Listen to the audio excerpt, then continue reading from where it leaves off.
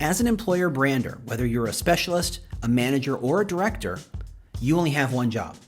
And that job is really simple.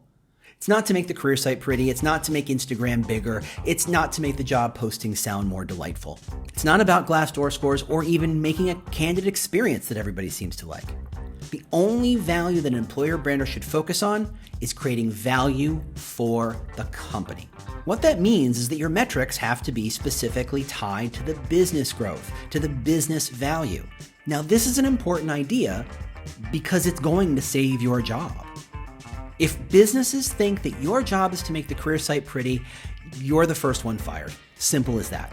If they cannot see the value that you are creating leads to a higher value of the company, you are not valuable to them. To me, I think you're amazing. But you have to think in terms of what the business cares about. Now, how do you create value? Well, obviously, you're going to create value by attracting and helping hire a better quality candidate. That is a given. Talent acquisition is your first client, and you should satisfy them and you should thrill them every single day.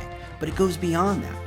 You should be thinking about how to engage with the marketing team, letting them know that you own the human face of their corporate brand. That is, they're doing a great job talking about why people should buy the products, the features, the solutions it provides. You can talk about the people who make that service happen, who make that product real.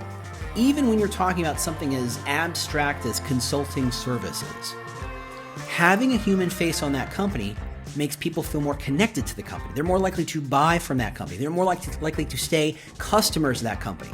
That is, you're creating value for the company.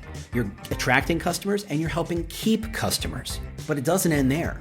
The finance team needs to know about your employer brand because you can manage and support and discuss and show the culture that is creating the amazing products and services that you're delivering every single day. Think of the buyer who's excited by this company, who had a great product, and they want to know, is there another great product? Well, you know who makes those products? The people. And it's the culture that extracts value from the people. It's how they make decisions. It's how they behave every single day.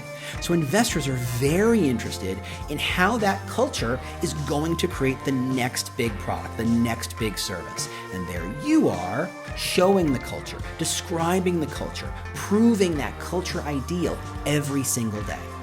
That is value to company. So yeah, you're going to be asked to give all sorts of metrics and dashboards, and most of them are not that useful. Most of them are vanity metrics, to be perfectly blunt.